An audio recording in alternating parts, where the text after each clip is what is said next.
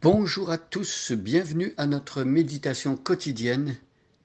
Eh bien aujourd'hui, nous continuons notre série de méditations dans le bel évangile, le quatrième évangile, l'évangile selon Jean. Jean qui écrit son évangile, écrit 3 décennies environ après Luc, Marc et Matthieu. Et il prend un recul et il donne une explication théologique des faits et gestes de Jésus pendant les 3 années qu'il a vécu sur la terre. Et donc, dans son prologue, qui est justement le chapitre 1 des versets 1 à 14, c'est ce que nous méditons depuis quelques jours, euh, Jean nous parle de Jésus et il emploie 2 images pour expliquer qui il est. Il passe d'une image à l'autre, il parle d'abord du logos, la parole. Jésus est le verbe fait chair. Et ensuite, Jean parle également de la lumière. Jésus est la lumière. Et donc, ce sont 2 images très très riches qui sont très chères à Jean. Jean revient avec ces images de la lumière, en particulier dans ses épîtres. Et Jean a écrit 3 épîtres et il a écrit également le livre de l'Apocalypse. Alors, je propose que l'on prenne justement ce quatrième évangile, que l'on regarde au chapitre 1. Aujourd'hui, nous allons méditer le verset 11, mais comme c'est notre habitude, nous voulons lire les 14 premiers versets. Cette idée de répéter à chaque jour la totalité de la péricope, c'est que l'on désire que ces textes, ces vérités puissent pénétrer au plus profond de notre cœur, de notre âme, de notre conscience, et que l'on puisse avoir ces vérités bien en vue. Et aussi, lorsque nous lisons à la suite les versets, nous voulons avoir le fil de la pensée de l'apôtre Jean qui a écrit sous l'inspiration du Saint-Esprit. Je vous invite à prendre votre Nouveau Testament et de regarder maintenant avec moi Jean chapitre 1, versets 1 à 14.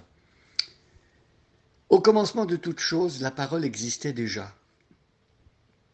Celui qui est la parole était avec Dieu et il était Dieu. Il était donc avec Dieu au commencement. Dieu a fait toutes choses par lui, rien n'a été fait sans lui. Ce qui a été fait avant avait la vie en lui, et cette vie était la lumière des hommes. La lumière brille dans l'obscurité, mais l'obscurité ne l'a pas reçue. Dieu envoya son messager, un homme appelé Jean. Il vint comme témoin pour rendre témoignage à la lumière afin que tous croient grâce à lui. Il n'était pas lui-même la lumière, mais il devait rendre témoignage à la lumière. Cette lumière était la seule lumière véritable, celle qui vient dans le monde et qui éclaire tous les hommes. Celui qui est la parole était dans le monde. Dieu a fait le monde par lui et pourtant le monde ne l'a pas reconnu. Il est venu dans son propre pays, mais les siens ne l'ont pas accueilli. Cependant, certains l'ont reçu et ont cru en lui. Il leur a donné le droit de devenir enfants de Dieu. Ils ne sont pas devenus enfants de Dieu par une naissance naturelle, par une volonté humaine. C'est Dieu qui leur a donné une nouvelle vie. Celui qui est la parole est devenu un homme et il a vécu parmi nous, plein de grâce et de vérité. Nous avons vu sa gloire, la gloire que le Fils unique reçoit du Père. Jusqu'ici, la lecture de notre péricope. Hier, nous avions vu dans le verset 10 que celui qui était la parole, celui qui est la parole, était dans le monde. Donc, on parle ici de la présence du Fils dans le monde, même avant que Jésus prenne un corps humain, que Jésus naisse en tant que bébé. La parole était dans le monde, et d'ailleurs, ici, l'auteur nous dit que Dieu a fait le monde par lui. Et c'est exactement ce que nous voyons dans le livre de la Genèse. Ça correspond tout à fait au premier verset du chapitre 1 de la Genèse, où il est écrit que Dieu dit que la lumière soit et la lumière fut. Vous voyez, c'est la parole qui crée le monde. Et donc, Dieu a fait le monde par lui, et pourtant le monde ne l'a pas reconnu. Dans sa grande majorité, le monde n'a pas reconnu dans l'action de cette parole-là la présence du Fils de Dieu. Hein. Et c'est encore aujourd'hui la même chose. Le monde, en général, les personnes qui habitent sur cette planète ont besoin d'un changement de mentalité, un changement profond de cœur pour reconnaître que c'est Jésus qui est le Fils de Dieu. C'est le Fils de Dieu qui, quand Dieu parle, crée toute chose et que Jésus est ce Messie, voyez, que Dieu a envoyé. Donc aujourd'hui, nous regardons le verset 11. Nous parlons toujours de cette parole, de celui qui est la parole, et donc une parole incarnée. Et donc c'est écrit au verset 11, il est venu dans son propre pays. Jésus est né dans un pays particulier. Et c'était important que Jésus naisse en Israël, parmi le peuple de Dieu, parce que Moïse avait dit qu'un jour Dieu allait susciter un libérateur comme lui, et tous ceux qui n'obéissaient pas à ce libérateur seraient retranchés du peuple. Donc il devait venir dans le monde un libérateur qui ressemble à Moïse, un grand leader, un chef qui délivre, qui libère, et il fallait que ce personnage soit issu du peuple d'Israël. Et donc ici, on voit qu'il est venu, donc celui qui est la parole, dans son propre pays. Alors, Israël appartient à Dieu. Celui qui a créé le peuple d'Israël appartient d'Abraham, c'est Dieu lui-même, c'est Dieu qui appelle Abraham, qui est un homme qui vit dans une famille idolâtre, polythéiste. Térak, le père d'Abraham, était un adorateur de la lune.